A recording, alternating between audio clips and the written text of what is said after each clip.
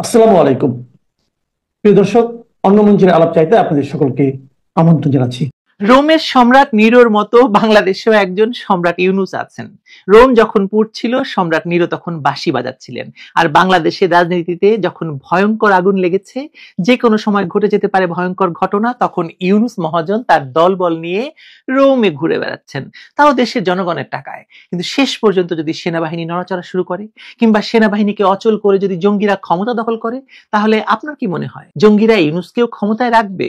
চলুন আলোচনা করে দেখি বিষয়টা। বাংলাদেশের রাজনীতিতে যখন আগুন লেগেছে, তখন ইউনূস মহাজন গেছেন তার 14তম বিদেশ সফরে ইতালির রাজধানী রোমে।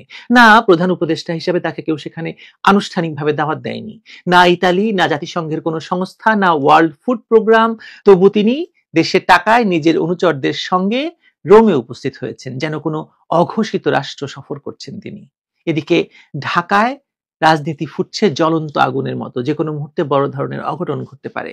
এই সময়ের মধ্যে এমন এক বিদেশ সফর শুধু অদ্ভুত নয়, বরং বিপজ্জনক। মনে হয় যখন দেশের ভেতর মাটি পুড়ছে, তখন তিনি যেন নিরাপদ আশ্রয় খুঁজছেন বাইরে। প্রশ্ন হলো, এই আগুন কে লাগিয়েছে এবং কারা সেই আগুনের তাপে এখন নিজেদের ক্ষমতার ছায়া রক্ষা করতে ব্যস্ত? ইউনূস সরকার মূলত একটি অবৈধ সরকার। 2024 সালের আগস্টে সেনাবাহিনীর প্রত্যক্ষ সহায়তায় যে অন্তর্বর্তী সরকার গঠিত হয়েছিল, তা সংবিধানের কোনো ধারায় অনুমোদিত নয়। সংবিধান অনুযায়ী এই সরকারের মেয়াদ ছিল 90 দিন, কিন্তু সেই সীমা পেরিয়ে এখন 15 মাসের বেশি সময় হতে চলল। কোনো নির্বাচন হয়নি, কোনো বৈধ ম্যান্ডেট নেই, অথচ শাসন চলছে পূর্ণ ক্ষমতায়। এই পুরো ব্যবস্থাকে টিকিয়ে রাখার কেন্দ্রবিন্দুতে রয়েছেন সেনাপ্রধান জেনারেল ওয়াকারুজ্জামান। শুরু থেকেই তার ভূমিকা ছিল সিদ্ধান্তমূলক। যে কোনো পরিবর্তনের সময় তিনি ছিলেন সেই মূল মানুষ যার উপর দাঁড়িয়ে ইউনূস সরকার টিকে আছে। কিন্তু আজ অবস্থাটা পাল্টে গেল, উল্টো হয়ে গেছে। সেনাপ্রধানের নিজের অবস্থায় এখন টালমাটাল। আন্তর্জাতিক অপরাধ ট্রাইব্যুনাল যখন গুম এবং মানবতা বিরোধী অপরাধের মামলায় 30 জন সেনা কর্মকর্তার বিরুদ্ধে গ্রেপ্তারি পরোয়ানা জারি করলো, তখন সেটা শুধু বাহিনীর জন্য নয়, এই ওয়াকারুজ্জামানের জন্য একটা আঘাত বটে। এই ঘটনায় সেনা সদর কাঁপছে, কর্মকর্তাদের মধ্যে অস্থিরতা ছড়িয়ে পড়েছে। যাদের বিরুদ্ধে পরোয়ানা, তাদের অনেকেই জেনারেল ওয়াকারের ঘনিষ্ঠ বা সাবেক সহকর্মী। ফলে প্রশ্নটা শুধু আইনি নয়, ব্যক্তিগতভাবে আস্থারও। 2024 সালের অগাস্ট মাসে জনগণের উদ্দেশ্যে সেনাপ্রধান বলেছিলেন, আপনারা আমার উপর ভরসা রাখুন। আপনারা সেনাবাহিনীর প্রতি আস্থা রাখেন, সশস্ত্র বাহিনীর প্রতি আস্থা রাখেন। আমি সমস্ত দায় দায়িত্ব নিচ্ছি, আপনাদের জানমাল, এবং আপনাদেরকে আমি কথা দিচ্ছি যে আপনারা আশাহত হবেন না। তখন অনেকেই ভেবেছিল হয়তো তিনি শেষ ভরসা, আসার জায়গা। কিন্তু এখন যখন তাকে আদালতে কাঠগড়ায় টানার ছায়া প্রায় ঘনিয়ে এসেছে, তখন প্রশ্নটা ঘুরে দাঁড়িয়েছে, তিনি এখন কাকে ভরসা করবেন? আর দেশবাসী বা কার উপর ভরসা রাখবে? এই অবস্থায় সবচেয়ে সক্রিয় হয়ে উঠেছে কারা? যারা বহু বছর ধরে বেড়ে উঠেছে, সেই জঙ্গি গোষ্ঠীগুলো। বাংলাদেশের জঙ্গিবাদের উত্থান শুরু হয়েছিল 2001 সালে বিএনপি জামায়াত জোট ক্ষমতায় আসার পর। তখন থেকেই পাকিস্তান এবং আফগানিস্তানের মাদ্রাসায় প্রশিক্ষণপ্রাপ্ত জিহাদিরা ঢুকে পড়েছিল দেশের ভেতর। জামায়াত ইসলামী এবং ইসলামী শাসনতন্ত্রের মাধ্যমে তারা রাজনীতির মূল ধারায় জায়গা করে নেয়। এরপর সিরিয়া যুদ্ধের সময় অনেক বাংলাদেশি আইসিস এবং আল কায়দা শিবিরে যোগ দেয়। এখন তাদের অনেকেই ফিরে এসেছে, কেউ নাম পরিবর্তন করেছে, কেউ নতুন নতুন সংগঠনের ছদ্মবেশে সক্রিয়। রাষ্ট্রযন্ত্রের দুর্বলতা, প্রশাসনের অনিশ্চয়তা আর সেনাবাহিনীর অস্থিরতা সব মিলিয়ে তারা নতুন সুযোগ পাচ্ছে। এই জঙ্গি রাজনীতি কিন্তু একা নয়, এর সঙ্গে যুক্ত আছে তাদের পৃষ্ঠপোষক রাজনৈতিক শক্তিগুলো। জামায়াত, হেফাজত, ইসলামী আন্দোলন, খেলাফত মজলিস, সবাই এখন নেপথ্যে এক ছাতার নিচে এসে দাঁড়িয়েছে। তাদের উদ্দেশ্য একটাই, দেশের ক্ষমতা দখল করে ইসলামিক রাষ্ট্র কায়েম করে শরিয়া আইন বলবৎ করা। আর তারা জানে ইউনূসের মতো দুর্বল এবং আন্তর্জাতিকভাবে বিতর্কিত একজন ব্যক্তিকে সরানো তাদের জন্য কোনো ব্যাপার নয়। একবার যদি সেনাবাহিনীর উপর নিয়ন্ত্রণ প্রতিষ্ঠা করা যায়, তাহলে ইউনূস সরকারের পতন সময়ের ব্যাপার মাত্র। এই মুহূর্তের সবচেয়ে বড় লড়াইটা তাই ক্ষমতার নয়, বরং এই বাহিনীগুলোকে নিয়ন্ত্রণের, এই জঙ্গিগুলোকে নিয়ন্ত্রণের। সেনাবাহিনী এখন শেষ প্রতিরোধ এদের বিরুদ্ধে। ইউনূস সরকার হয়তো জানে যে সেনা সদরকে যদি নিয়ন্ত্রণে না রাখা যায়, তাহলে তাদের অবস্থা ভয়াবহ হয়ে যাবে। তাই তারা বাহিনীর ভিতরে বিভাজন করতে চায়। একদিকে বিশ্বস্ত কর্মকর্তারা, অন্যদিকে অভিযুক্ত বা সন্দেহভাজনরা। আন্তর্জাতিক অপরাধ ট্রাইব্যুনালের পরোয়ানা যেন সেই পরিকল্পনার অংশ, যেখানে সেনাবাহিনীর মধ্যেই সন্দেহের বীজ বপন করা হতো। এর ফলাফল ভয়াবহ হতে বাধ্য, কারণ ইতিহাস আমাদের বলে যে যখন কোনো বাহিনী ভেতর থেকে বিভক্ত হয়, তখন রাষ্ট্র বাইরে থেকে টিকে থাকতে পারে না। অন্যদিকে মার্কিন প্রভাব এখন অনেক বেশি স্পষ্ট। ইউনূসকে আন্তর্জাতিক মহল যেভাবে রক্ষা করছে, তাতে স্পষ্ট বার্তা আছে যে তারা এই অন্তর্বর্তী সরকারের মাধ্যমে বাংলাদেশে একটি দীর্ঘমেয়াদী শাসন দেখতে চায়। বঙ্গোপসাগর এবং আঞ্চলিক কৌশলগত নিয়ন্ত্রণের জন্য বাংলাদেশের ভূ রাজনৈতিক অবস্থান এখন আগের চেয়ে বেশি গুরুত্বপূর্ণ। তাই একটি অনুগত প্রশাসন, দুর্বল রাজনৈতিক নেতৃত্ব, বিভক্ত সেনাবাহিনী, এই তিনটি উপাদান তাদের জন্য আদর্শ। ইউনূস সরকারের পুরো কাঠামো যেন এই স্ক্রিপ্ট অনুযায়ী তৈরি করে দেওয়া হয়েছে। কিন্তু সমস্যা হলো মাঠের বাস্তবতা তাদের পক্ষে যাচ্ছে না। দেশের মানুষ এই সরকারকে গ্রহণ করতে পারেনি বা করেনি।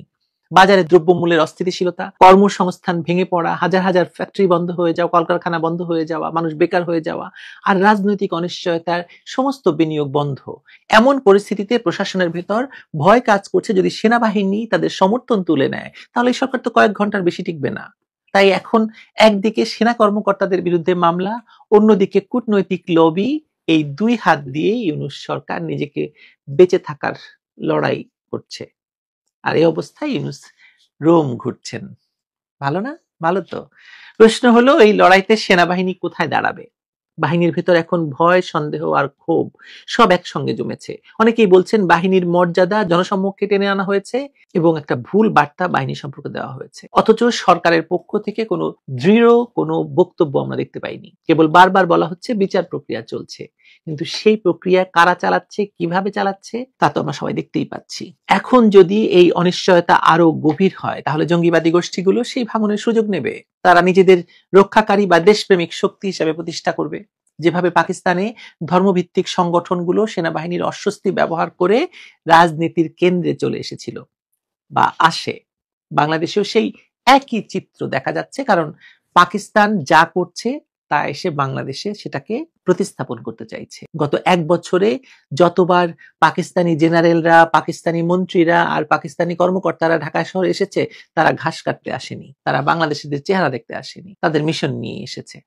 সবকিছু মিলিয়ে মনে হচ্ছে সময় খুব বেশি নেই আসলে। একদিকে সেনাবাহিনীকে চাপের মধ্যে রাখা হচ্ছে, অন্যদিকে দেশ জুড়ে চলছে ইসলামপন্থী দলগুলোর পুনর্গঠন। সরকারের অবস্থান দুর্বল, বাহিনীর মনোবল নড়বড়ে, জনগণের আস্থা নেই। সব উপাদান যদি মেলান তাহলে রাষ্ট্র বেশি দিন আসলে টিকবে কিনা সন্দেহ আছে। এসব সন্ত্রাসী গোষ্ঠীরা যদি একবার সেনাবাহিনীকে কবজা করে ফেলতে পারে, মানে এই যে যাদের বিরুদ্ধে এখন পরোয়ানা জারি হয়েছে সেই জেনারেলদের মাধ্যমে যদি বাহিনীর ভেতর বিভাজন তৈরি করা যায় তাহলে সেনাবাহিনী দুর্বল হয়ে পড়বে। আর সেই মুহূর্তে তারা পরবর্তী ধাপে যাবে সেনাপ্রধান জেনারেল ওয়াকারুজ্জামানকে সরিয়ে দেওয়া। কোনো ব্যাপারই না, হবে না। তাদের মূল লক্ষ্য তাই। কারণ সেনাপ্রধানই একমাত্র ব্যক্তি যিনি এখনো রাষ্ট্রের সামরিক এবং সাংবিধানিক ভারসাম্য ধরে রেখেছেন। তাকে সরাতে পারলে এই বাহিনী নেতৃত্বহীন, বিভক্ত এবং নিয়ন্ত্রণযোগ্য। তখন একে একে রাষ্ট্রের বাকিরাও পড়ে যাবে। প্রথমে খুব সহজেই সরিয়ে দেওয়া যাবে রাষ্ট্রপতি শাহাবুদ্দিনকে। তিনি এখন নামমাত্র পদে, প্রতিরোধের কোনো শক্তি তার নেই। আর শেষ ধাক্কাটা আসবে ইউনূস মহাজনের দিকে। তাকে ক্ষমতায় রাখার তার কোনো প্রয়োজন থাকবে না, তখন থাকবে, কারণ তার ভূমিকা তো তখন শেষ। তিনি কেবল একটি ব্যবহৃত পুতুল, যার কাজ ছিল সেনাবাহিনীকে দুর্বল করা, রাষ্ট্রের ভেতর বিভাজন তৈরি করা এবং খানিকটা বিদেশি সমর্থন নিয়ে আসা। যখন সেটা সম্পন্ন হয়ে যাবে তখন এই ক্ষমতা উন্মাদ জঙ্গি গোষ্ঠী নিজেরাই মঞ্চে উঠবে। তারা ঘোষণা দেবে দেশের নিয়ন্ত্রণ এখন তাদের হাতে, এবং ইতিহাসের মতোই ধর্ম, ন্যায় বিচার, জাতীয় স্বার্থের নামে শুরু হবে আর এক দফা সন্ত্রাস। 2024 সালে যেটা হয়েছিল, সময়টা তাই খুব ভয়াবহ। বাহিনীর ভেতর যে অস্থিরতা দেখা যাচ্ছে সেটা শুধু প্রশাসনিক সমস্যা নয়, এটা রাষ্ট্রের অস্তিত্বের প্রশ্ন। যদি সেনাবাহিনী একবার এই ফাঁদে পড়ে তাহলে আর কোনো সরকার, কোনো গণতন্ত্র, কোনো নির্বাচন ভুলে যান, সব ভুলে যান। সংবিধান টিকবে না। যারা সেনাবাহিনীকে ঘুঁটি বানিয়ে নিজেদের ক্ষমতা টিকিয়ে রাখতে চাচ্ছে, যারা ভুলে যাচ্ছে ঘুঁটি একবার নড়ে গেলে খেলোয়াড়ও নিরাপদ থাকে না, এখন সেই খেলায় ইউনূসের পালা আসছে। আর এবার হয়তো শেষ খেলাই খেলছে সবাই, যারা এই খেলোয়াড়রা বাংলাদেশকে নিয়ে খেলছে। কি ভয়াবহ খেলা! এতগুলো মানুষ, 18 কোটি মানুষকে নিয়ে 18 জন নাকি 180 জন মানুষ খেলছে। একই খেলা চলছে হরদম। লন্ডন কেলেঙ্কারির পরে এবার রোমে ঠিক একই ধরনের কেলেঙ্কারির ঘটনা ঘটেছে। লন্ডনে বলা হয়েছিল ব্রিটিশ প্রধানমন্ত্রী কিয়ার স্টারমারের সাথে ডক্টর ইউনূসের, আমাদের বাংলাদেশের প্রধান উপদেষ্টা, বৈঠক হবে, কিন্তু সেটা আজ হয় কাল হয় করে সেই পুরা জুন মাস চলে গেল, বৈঠক আর হলো না। এবারও একটা খুব গৌণ একটা মিটিং এ গেছেন বাংলাদেশের উপদেষ্টা। বিদেশ যাওয়ার নাম শুনলেই তিনি পাগল হয়ে যান, এবং তার বহর কিন্তু এবার অফিসিয়ালি বোধহয় 51 জন, আর সব মিলিয়ে যাচ্ছে 98 জন। তার মানে এখন যেটা করে, বহরের প্রকৃত সফর সঙ্গীর সংখ্যা একটু লুকিয়ে তিনি বহরের সংখ্যা কম দেখাতে চান। যাই হোক, শুরু হলো রোমের বিমানবন্দরে তিনি নামলেন, ডক্টর ইনুসকে রিসিভ করতে তেমন কেউ এলেন না। সাধারণত এর আগে দেখা গেছে যে প্রধানমন্ত্রী শেখ হাসিনাকে রিসিভ করেছিল এই ইটালির প্রধানমন্ত্রী, কিন্তু এবার প্রধানমন্ত্রী তো দূরের কথা, সরকারের কোনো মন্ত্রী, উপমন্ত্রী বা কোনো সচিব পর্যায়ের কেউ আসেনি। তো অপমান শুরু সেখান থেকেই। তারপরে বাংলাদেশের মিডিয়া সয়লাভ হয়ে গেছে যে ডক্টর ইনুস এবার ইটালির প্রধানমন্ত্রী জর্জিয়া মেলোনির সাথে দেখা করবেন। হঠাৎ করে এই একটু আগে একটা ফটোকার্ড দেখলাম যে প্রেস সচিব, বাংলাদেশের প্রেস সচিব যে ডাস্টবিন শফিক, তিনি বলছেন যে আমি তো কোথাও বলিনি যে প্রধান উপদেষ্টার সাথে ইতালির প্রধানমন্ত্রীর দেখা হবে। প্রেস সচিব কোথাও বলেননি, কিন্তু বাংলাদেশের মিডিয়াতে তাহলে এই খবর কে দিল? বাংলাদেশের প্রত্যেকটা মিডিয়ায় এই প্রধান উপদেষ্টার সাথে ইটালির প্রধানমন্ত্রীর মিটিং হবে এই খবরটা ছাপা হয়েছে, প্রচারিত হয়েছে। এবং প্রেস উইং যদি এই নিউজ না দেয় তাহলে বাংলাদেশে তো প্রেস উইং এর হুকুম ছাড়া মিডিয়ার একটা পাতাও নড়ে না। তাহলে এই নিউজটা কে দিয়েছে? এইখানে খুব ইন্টারেস্টিং ঘটনা ঘটেছে আর কি। যাই হোক, ঘটনা হলো যে এই ডাস্টবিন শফিকের ঢাকার অফিস থেকেই সব মিডিয়ায় প্রেস রিলিজ দিয়ে বলা হয়েছে যে প্রধান উপদেষ্টার সাথে ইতালির প্রধানমন্ত্রীর এই জর্জিয়া মেলোনির মিটিং হবে। সো দে ডিড ইট।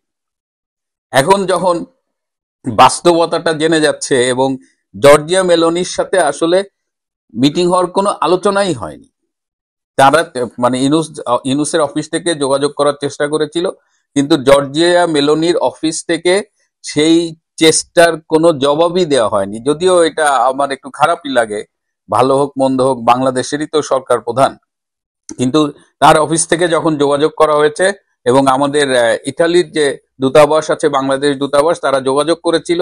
সাধারণত এই ধরনের যোগাযোগ করলে মানে হয় হ্যাঁ বলে অথবা দুঃখ প্রকাশ করে, কিন্তু এবার একদম শেষ মুহূর্তে যোগাযোগ করেছে এবং ইতালির প্রধানমন্ত্রীর অফিস থেকে কোনো রেসপন্সই করেনি। মানে এটা আরো বেশি অপমান। এখন যাই হোক, মিডিয়ায় চলে আসছে, আবার মিটিংও হবে না। এই লন্ডনে কিয়ার স্টারমারের সাথে মিটিং নিয়ে হাসাহাসি, প্রচন্ড হাসাহাসি। যদিও ডক্টর ইউনূসের লজ্জা নাই, আমাদের কানাডা প্রবাসী পক্ষ ত্যাগকারী একজন কূটনৈতিক কর্মকর্তা রাষ্ট্রদূত হারুন আল রশিদ খুব সুন্দর বলেছে যে ডক্টর ইউনূসের লজ্জা নাই। আপনি যদি তাকে বলেন যে তোর ল্যাংটা করে রাস্তায় দৌড়ানোর ব্যবস্থা করব, সে সেটাও করবে, শুধু জিজ্ঞেস করবে এটা করলে কত টাকা দেবেন। তো সেই কান কাটা ডক্টর ইউনূসের তো লজ্জা শরম নাই, আর তার মিডিয়া হলো আরেক কাঠি সরেশ। এখন যেহেতু এটা এই ফাপড়বাজিটা ফাঁস হয়ে গেছে, এখন এই ডাস্টবিন শফিক ঢাকা অফিসে ফোন করে চিৎকার চেঁচামেচি শুরু করছে। প্রেস উইং এ যারা আছে তাদের চিৎকার করে বলতেছি, তোরা কি আমাকে একটু শান্তিতে থাকতে দিবি না? মানে রোমে এসে তিনি যে একটু ফুর্তি ফার্তা করবেন, পানিপুনি খাবেন, সেই সুযোগও নাকি তার ঢাকা অফিস তাকে দিচ্ছে না। এইবার দুটো ইন্টারেস্টিং তথ্য দিই। এই যে এখন উপদেষ্টারা বা বিভিন্ন পার্টির নেতা টেতারা সেফ এক্সিটের কথা বলছে, তাদের মধ্যে একটা ভয় ধরে গেছে, পালাবে কোথায়। আবার উপদেষ্টা বলছে না পালাবো না। এর মধ্যেই এই ডাস্টবিন শফিক কি করছে জানেন? সে এবার তার সাথে করে তার যত স্থাবর অস্থাবর সম্পত্তি আছে তার সকল দলিল, সকল ডকুমেন্ট, আসল কপি তার সাথে করে নিয়ে গেছে এবং তার শালার একজন বন্ধুকে রোমে আসতে বলেছেন। সেই বন্ধুর কাছে, সেই শালার বন্ধুর কাছে সব অরিজিনাল ডকুমেন্ট তিনি জমা রেখে আসবেন, কারণ দেশে কখন কি হয়, পালাতে পারবে কিনা সেটাও অনিশ্চিত। পালানোর চেষ্টা করবে, না পারলে হয়তো ওই সেন্ট্রাল জেলে ঢুকতে হবে। আর সেন্ট্রাল জেলে তাদের জন্য কি অপেক্ষা করছে এটা তো আর বলার কোনো মানে এটা আর বলার কিছু নাই। এটা হলো শফিক চ্যাপ্টার। ডক্টর ইউনূসের একটা আরেকটা হিডেন এজেন্ডা আছে। ডক্টর ইউনূস তো চেষ্টা করেছিলেন ইটালির প্রধানমন্ত্রীর সাথে দেখা করবে, কিন্তু তার এয়ারপোর্টের রিসেপশনের যে আপনারা তো ছবি দেখছেনই, যে ছবি তার এটা অফিসিয়ালি সরবরাহ করা ছবি, আজ দেখে আর কি বলবো। আর এদিকে ইটালির যে আওয়ামী লীগ এবং মুক্তিযুদ্ধের পক্ষের অন্য দল শক্তি, তারা তো ইউনূসকে মোটামুটি এয়ারপোর্টে এমন রিসেপশন দিছে যে তাকে বিকল্প পথে, অন্যান্য দেশে যেমন বিকল্প পথে পালিয়ে বেরোয়, এখানেও সেই একই ঘটনা ঘটছে।